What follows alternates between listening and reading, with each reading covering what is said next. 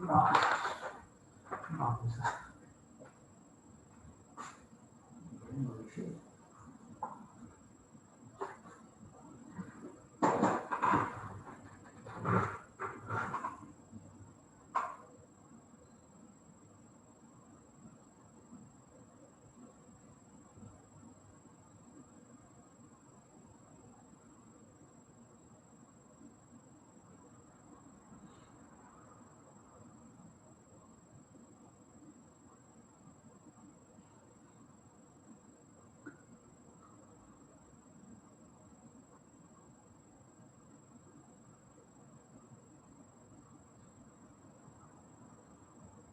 Martín, ¿me mandarías tu Excel de llamados, por favor?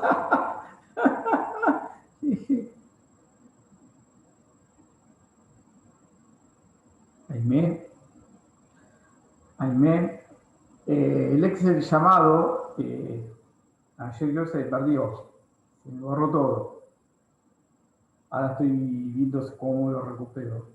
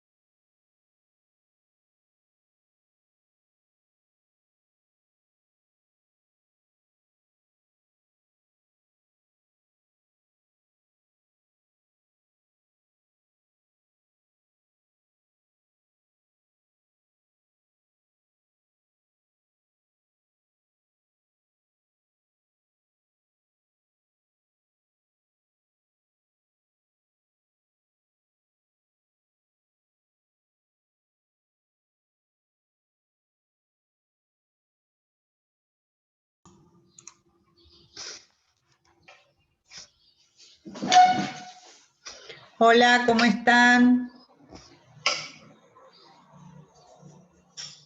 Hola, profe, buenas tardes.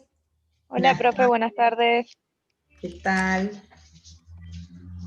Bueno, ya va quedando menos, cada vez menos. Vamos a dar hoy en fuentes especiales de las obligaciones. Vamos a empezar con contratos y declaración unilateral de voluntad. Y si podemos, vamos a incorporar enriquecimiento sin causa. Si es así, ya quedaríamos prácticamente cubierta también la clase del jueves de la doctora Bernetti. Vamos a ver si llegamos. Bueno, voy a compartir un Power.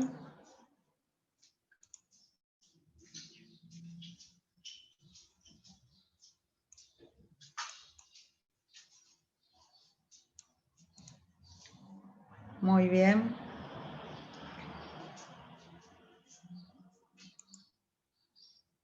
Empezamos. ¿Se puede ver el Power, Mabel? Bien. Perfecto. Muy bien. Vamos entonces ahora en fuentes de las obligaciones. Vamos a empezar por dos posibilidades, el contrato y la voluntad unilateral. El contrato, bueno, los elementos más básicos que digamos, ya los observaron ustedes en Civil 1 cuando hablábamos de acto jurídico, ¿no es cierto? Entonces, en ese caso, nosotros ya tenemos una idea de los elementos esenciales del contrato, del acto bilateral, ¿no es cierto?, del acto jurídico bilateral. Cuando nosotros hablamos de un acto jurídico bilateral, tenemos que tener en cuenta los elementos esenciales de cualquier acto jurídico válido o eficaz. Entre ellos, recuerden, la capacidad, el objeto lícito, que no sea contrario a la ley, al ordenamiento jurídico en su totalidad. La causa, ¿no es cierto?, también lícita, y el objeto, además de lícito, posible y determinado o determinable. Entonces, ahora vamos a analizar en el contrato estos elementos que los damos por sabido y qué otros elementos tenemos en cuenta. ¿Algún colaborador para leer el concepto básico del 957 y el 1958 que se complementan respecto a lo que son los contratos?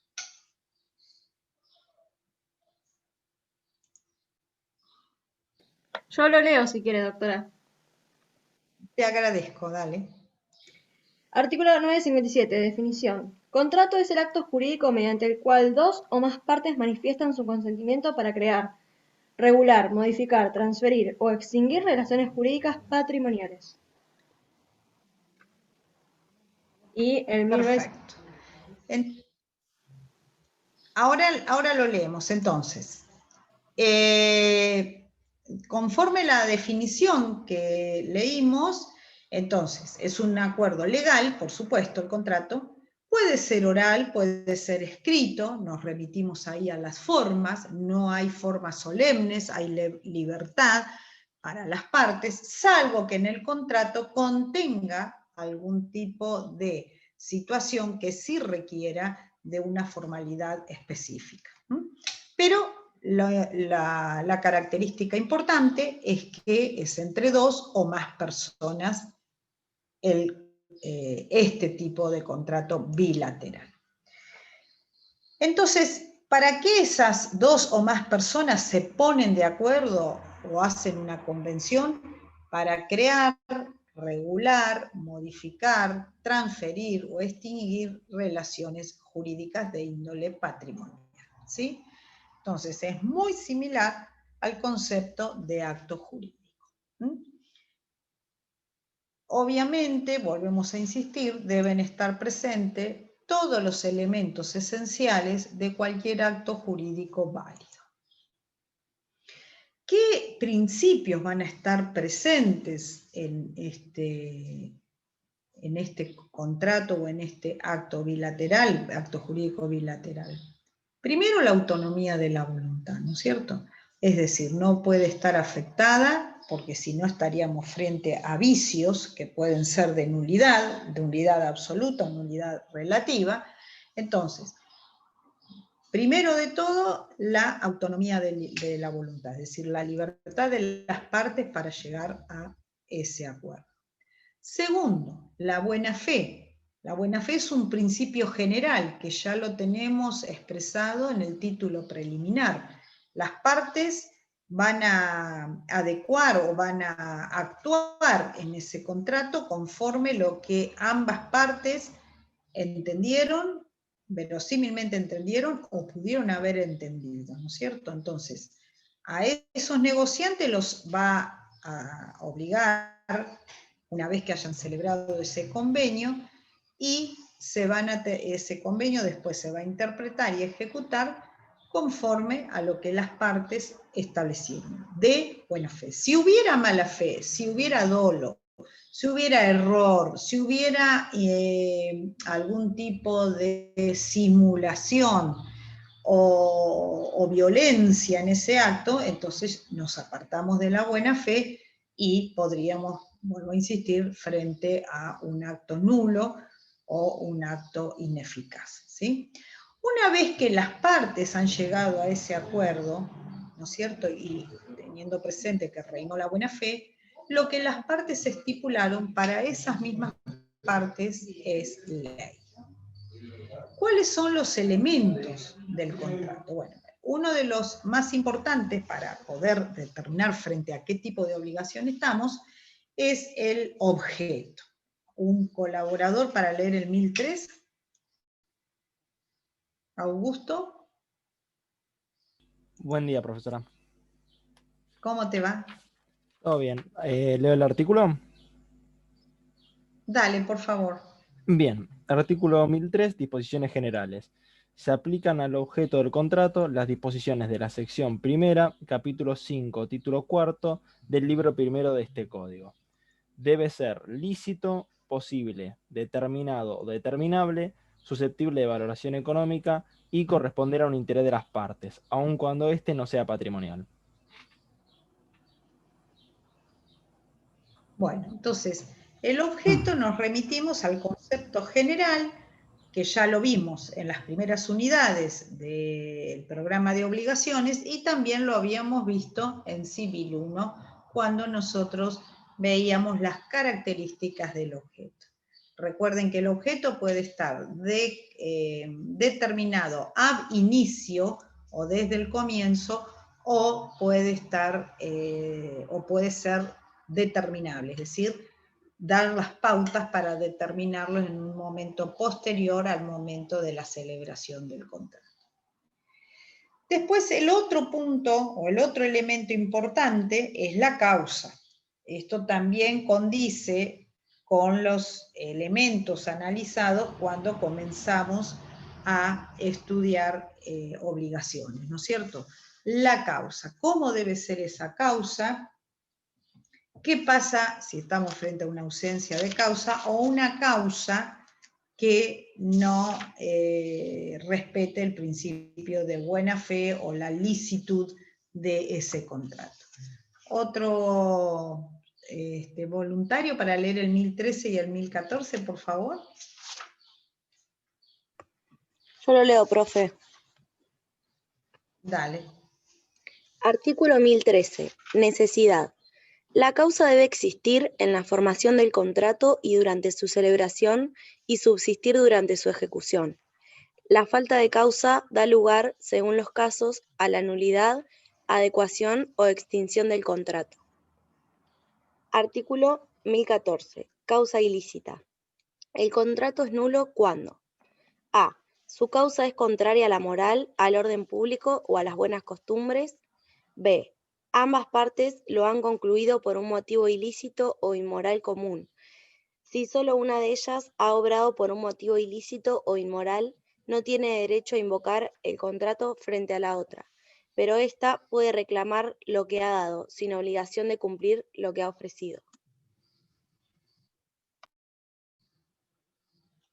Muy bien, muchísimas gracias. Bueno, entonces acá nosotros vamos a señalar que cuando este Código Civil y Comercial analiza y regula los contratos, es una regulación amplia de todo tipo de contrato, incluyendo los contratos de consumo.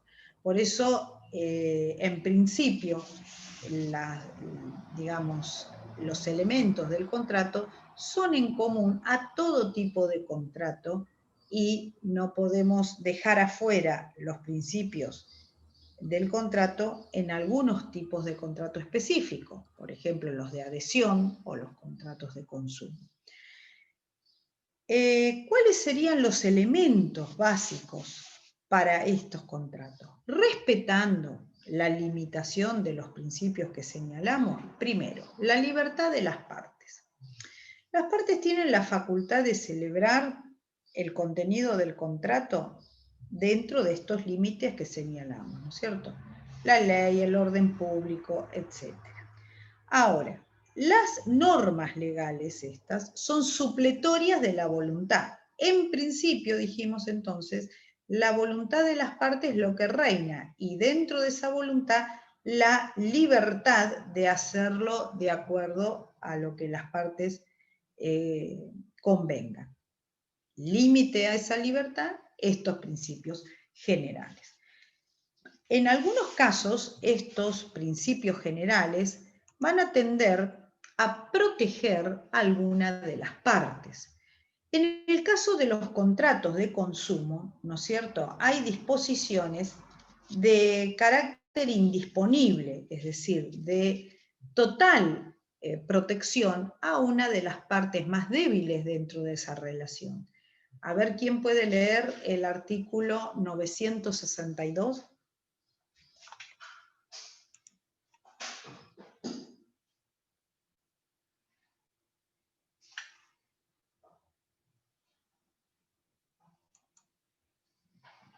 María Jazmín, ¿podés leer el 962?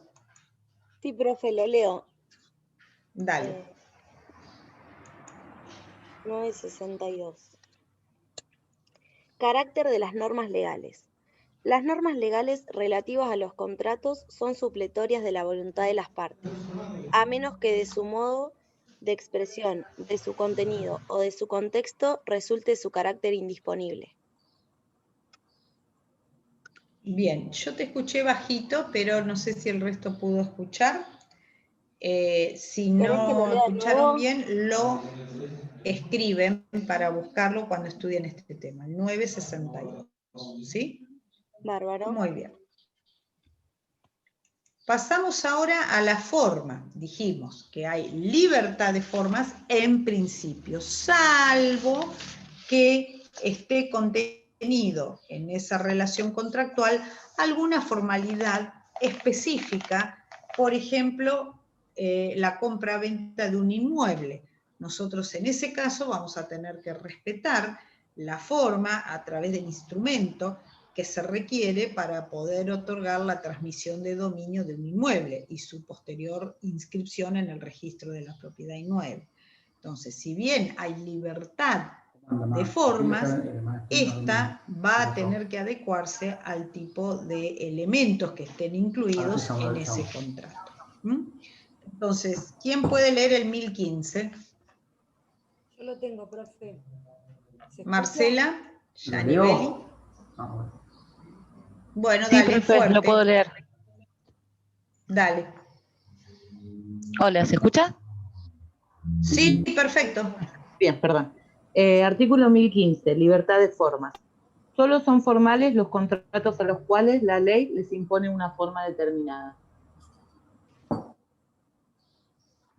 Bien, entonces ponen el artículo y pongan ahí un ejemplo para saber de qué estamos hablando: compra-venta de un inmueble, compra-venta de un automotor, ¿sí? que sí o sí van a tener que respetarse las formas del negocio al que esté referido. Muy bien. Antes de pasar a los tipos, vamos a pasar a otro de los elementos que es el efecto vinculante.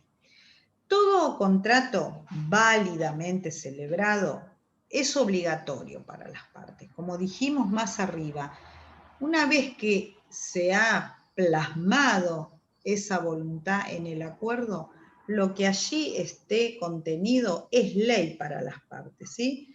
Entonces, en los casos inclusive de que esos contratos generen ventajas a favor de terceros, estos van a poder exigir el cumplimiento de esas prestaciones, ¿sí? Una vez que hayan aceptado esos beneficios.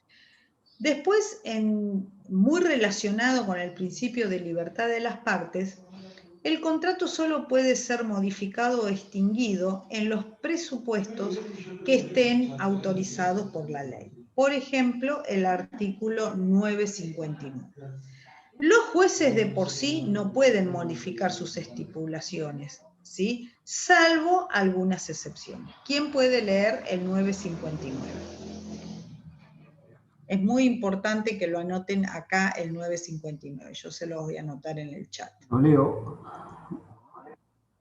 Dale. Artículo 959. Efecto vinculante. Un poquito más fuerte, si es posible.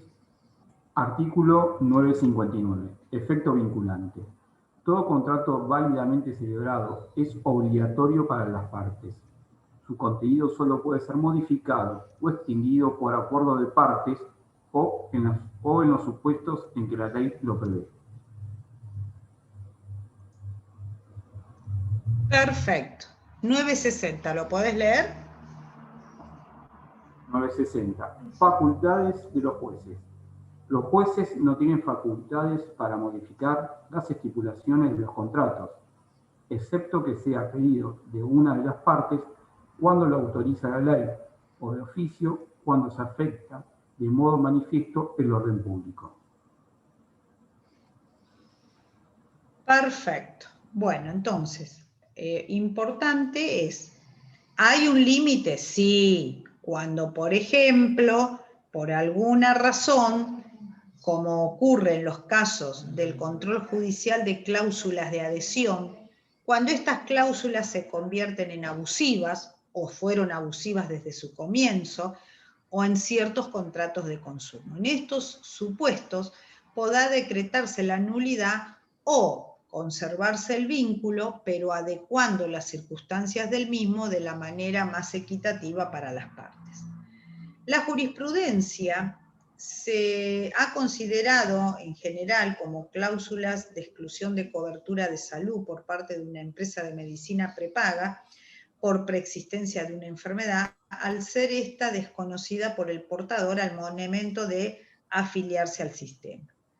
En ese caso, la cláusula que limitaba la responsabilidad de la aseguradora en el supuesto de incapacidad parcial y permanente ha sido apartada, o se ha apartado esa cláusula en un juicio de daños iniciado, por ejemplo, en un accidente o un siniestro vial. Esos casos donde de alguna manera se reduce la responsabilidad o la cobertura, se han considerado abusivas y en ese caso se han dejado de lado la cláusula y se ha procedido a exigir la indemnización que corresponde. Ahora vamos a ver qué tipo de contratos existen. Hay contratos unilaterales y bilaterales. Bilaterales es de los que vinimos hablando hasta aquí, es donde hay dos partes que acuerdan. Ahora, a continuación, vamos a ver de qué se trata cuando hablamos de contratos, o más que contratos, arrancan con una voluntad unilateral y luego se convierten en contratos. Pueden ser onerosos y gratuitos. Onerosos, una compraventa. Gratuitos, por ejemplo, sería una donación o una, una donación, por ejemplo, un legado de última voluntad. Conmutativos o aleatorios. Los aleatorios, en contraposición con los conmutativos, son aquellos, en los conmutativos tenemos obligaciones a cargo de ambas partes. En los aleatorios funciona el alia, es decir, aquello que no está o no se sabe cómo se va a producir. Algo aleatorio es como un juego, no sé quién va a ganar. Pero parte del contrato es eso, la aleatoriedad, es decir, el resultado final no se conoce. Puede darse de una manera o puede darse de otra. Nominados o innominados. Los nominados son aquellos que tienen nombre y apellido, digamos, en el código. Innominados son aquellos formatos, diferente a lo preestablecido, que las partes pueden, dentro de esta libertad de formas que tienen, armarlo según sus convicciones, según sus necesidades, según su interés. Instantáneos o de tracto abreviado, de tracto sucesivo. ¿Voy a comprar un paquete de cigarrillos? Bien, el contrato comienza y termina en ese acto. De tracto sucesivo son aquellos contratos que se van a cumplir o van a tener vencimientos en más de una oportunidad. Por ejemplo, un contrato de locación. Tracto sucesivo es porque todos los meses en determinada fecha van a tener que cumplir con el pago de lo establecido mes a mes, quincenalmente, trimestralmente, lo que las partes hubieran determinado. Entonces, estos serían en general los tipos de modalidad contractual. Ahora vamos a pasar a cuando hablamos de la voluntad unilateral, es decir, cuando existe un compromiso que finalmente van a terminar con dos partes, pero que nace de la voluntad de una sola de las partes. Por ejemplo, la recompensa, una promesa pública de recompensa. Algunos habrán leído alguna vez en un diario, por ejemplo, o en una publicación de Facebook, donde dice, se me perdió mi perrita Manuelita de tales características, el día tal, en el barrio tal, ofrezco una recompensa de tanto para quien la encontrara. Bueno, una vez que se exteriorizó esa voluntad, no se puede retractar quien asumió. Ya la parte que así lo publicó se convierte en deudora de lo que voluntariamente propuso. A ver, ¿quién puede leer el 1803?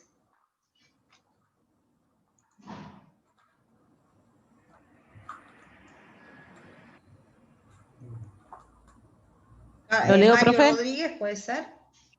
Dale. Bueno, lo leo. Hola. Perdón. No, léelo, está bien. Artículo 1803, obligatoriedad.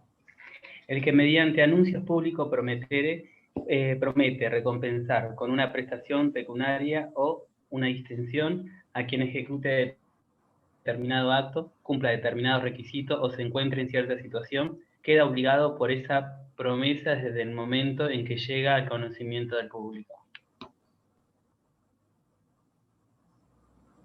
Muy bien. Vuelvo a insistir, una vez que antes lo más tradicional era a través de una radio, a través de un diario. Ahora tenemos muchos medios de exteriorización, ¿no es cierto? Las redes también podrían ser. Entonces, vamos a ver cuáles serían los aspectos más destacados de esta figura. Primero, el plazo. Si la promesa se formula consignando el plazo de su vigencia, por ejemplo, dentro de los 3 meses, si apareciera, ofrezco esta recompensa. Ahí yo ya establecí un plazo dentro del cual estoy obligada a cumplir. En cambio, si la promesa se formula sin plazo, ni tácito ni expreso, Este va a caducar a los 6 meses desde el último acto de publicidad, ¿sí? Entonces, hay una expiración de esa promesa pública a los 6 meses si nada se dijera. Después vamos a tener la atribución de la recompensa. A veces puede ocurrir que más de una persona cumpla con el acto descrito en la promesa. Entonces, cumplen con las condiciones o se encuentran en la situación prevista por la oferta. En ese caso se debe determinar quiénes serán los beneficiarios de tal recompensa. Por ello se dan las siguientes soluciones. A. Cumplimiento por varias personas separadamente. La recompensa corresponde a quien primero comunicó el cumplimiento de la propuesta, ¿no? Esta notificación debe ser fehaciente, ¿sí? Ahora, ¿qué pasaría si más de una persona cumplieron con el requisito y notifican en forma simultánea?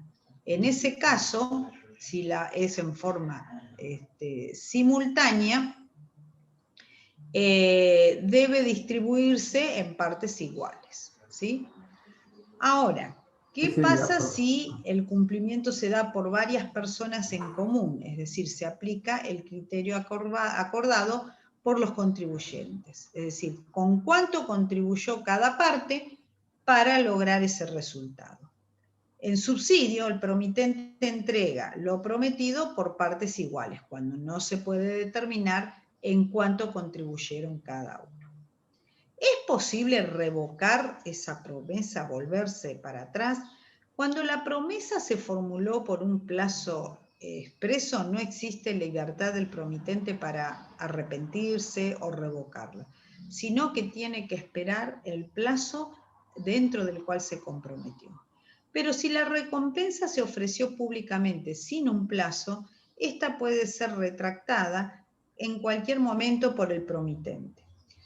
¿Qué ocurre con respecto a los efectos de esa revocación? Bueno, si operaron dentro de un medio, o sea, si el arrepentimiento o la revocación se da a publicidad en el mismo medio donde se ofreció, entonces en ese caso queda constituida la revocación.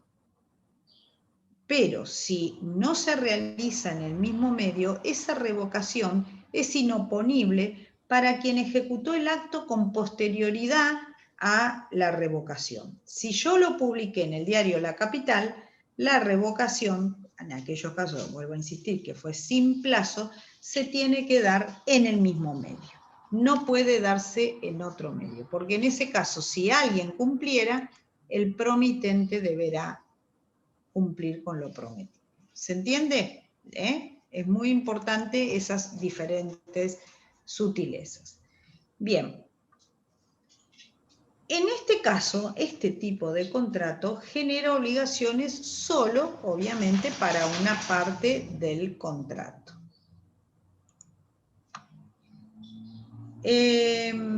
Además de esto, de la promesa pública, también puede darse en el caso de una donación, como dijimos con anterioridad, o en un concurso público, por ejemplo, con premio, ¿sí? En este caso, la promesa va dirigida a quienes reúnan determinadas condiciones.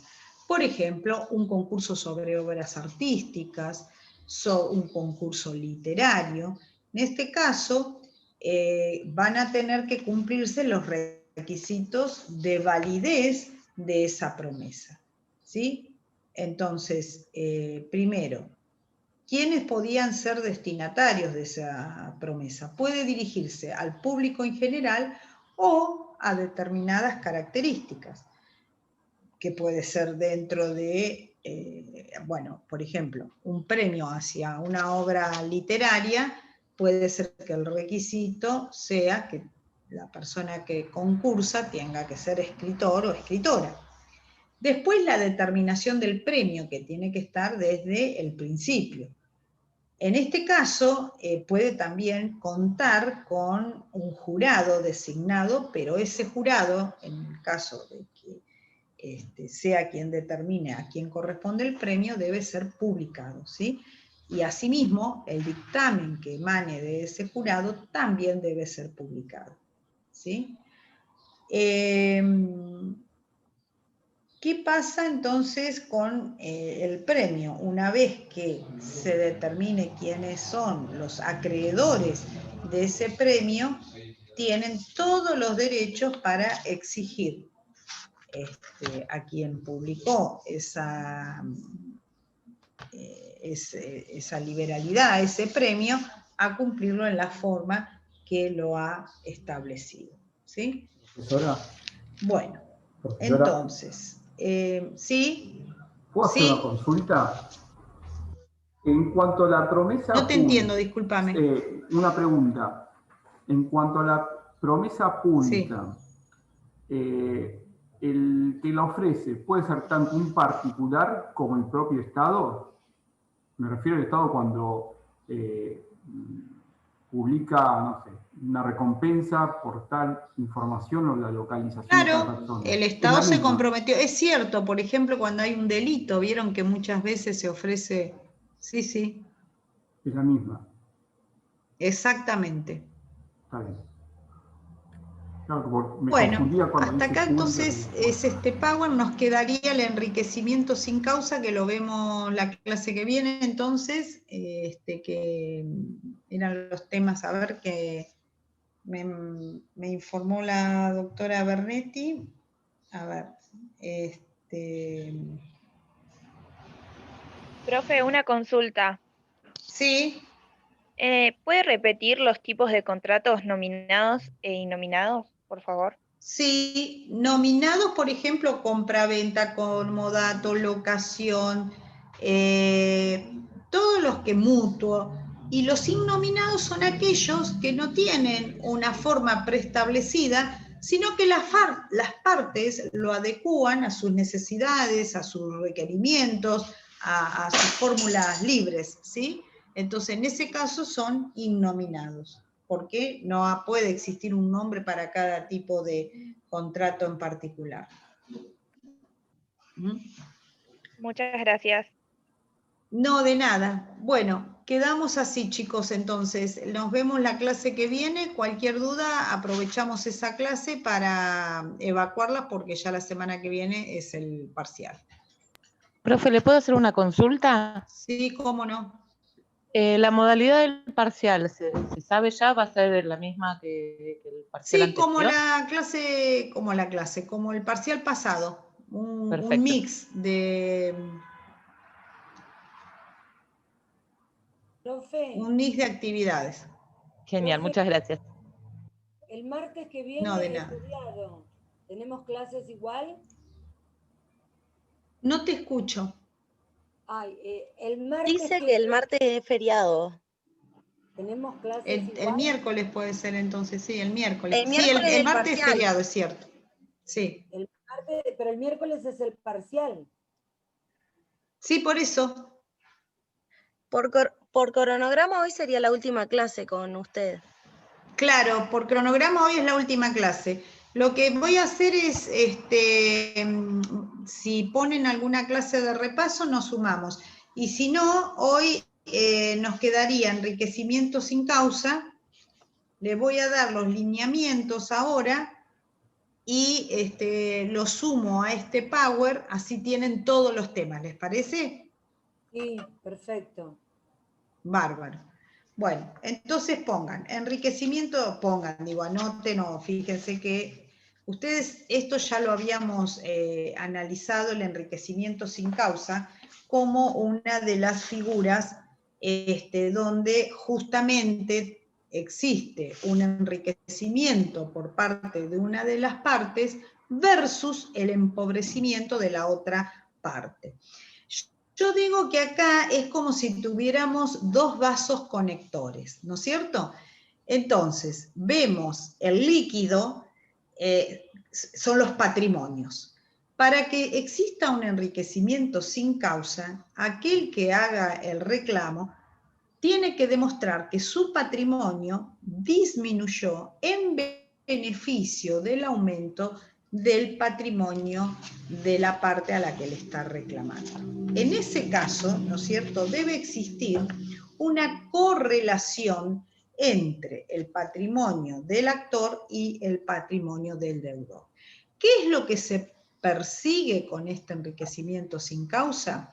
Con la idea de volver las cosas a su estado anterior, ¿sí? Entonces, persigue el restablecimiento del equilibrio patrimonial y sus alcances se hayan limitado doblemente porque no puede el que reclama pedir más de lo que pueda justificar como empobrecimiento de su propio patrimonio, ¿sí? Y a su vez, esa demostración tiene que tener su correlato con el enriquecimiento que ha tenido el demandado. ¿Se entiende? Entonces, acá la carga de la prueba está en el actor que deberá demostrar estos dos extremos. Entonces, por un lado, incremento, si quieren pueden anotar el artículo 1794, para que lo tengan cuando repasan este tema, 1794, vamos a ponerlo acá, enriquecimiento sin causa, 1794, para que lo tengan a mano. Vuelvo a insistir, tiene que existir un doble juego.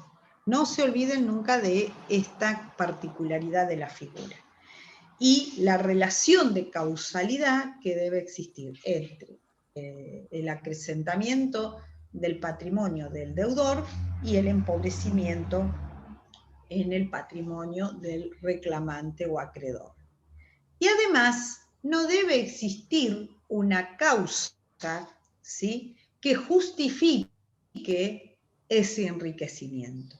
Si el demandado pudiera demostrar, sí, es cierto, le disminuyó el patrimonio y aumentó mi patrimonio, pero resulta que yo soy escultor, me contrató para realizar una obra de arte y esa obra de arte tuvo un valor de tanto, él me hizo una transferencia y obviamente mi patrimonio se acrecentó, pero tengo una causa que justifique.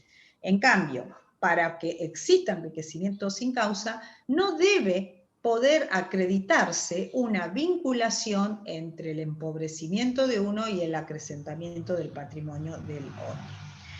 Hay lugares donde, o situaciones, por ejemplo, donde se pueden ver claramente este tipo de situaciones, cuando, por ejemplo, en una sociedad, de repente ocurre un vaciamiento de la empresa y se puede demostrar que hubo un enriquecimiento por parte de uno de los socios, ¿sí?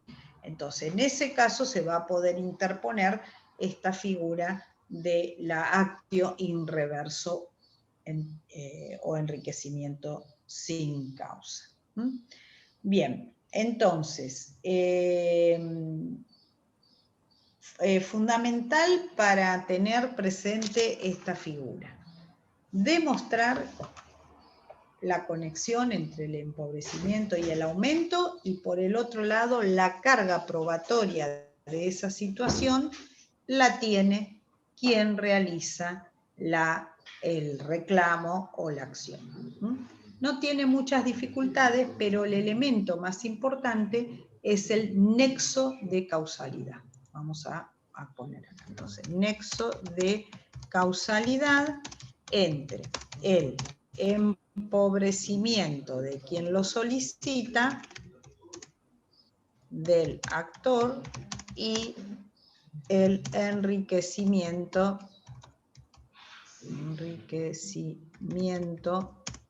del deudor. Muy bien. ¿Alguna duda con este tema, chicos? No tiene grandes complicaciones, pero... Profesora, la última consulta en referencia al parcial más que nada. Ya que llegamos a esta instancia. No se escucha, ¿querés escribirlo? Ok. Yo no lo puedo escribir, no se escucha.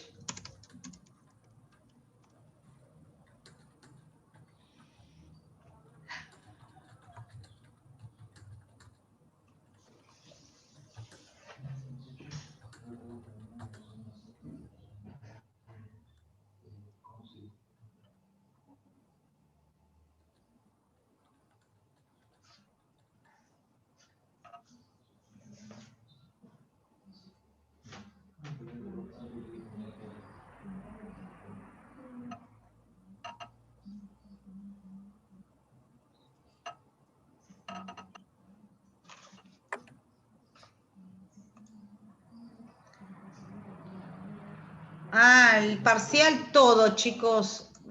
Todas las unidades, por lo menos mis temas están subidos los PowerPoint. Ahí en los PowerPoint, por supuesto, no tienen todo, sino que tienen lo que consideramos más importante. Pero de todas las unidades tienen que sacar ustedes conclusiones porque no queda ninguna unidad afuera. Bueno. Nos vemos, mucha suerte a todos, a estudiar. Adiós. Profe, Chao, una profe, consulta. muchas gracias. Gracias, doctora, nos vemos. Sí. Este tema después lo vas a agregar al Power y lo vas a subir, ¿no? ¿Enriquecimiento sin causa? Sí. No, les escribí en el chat los artículos. ¿Querés ok. antes que cierre fijarte en el chat? No, los anoté igual por las dudas. Los tengo todos. Muchas Listo, gracias. Perfecto. Bueno, adiós, chicos. Gracias.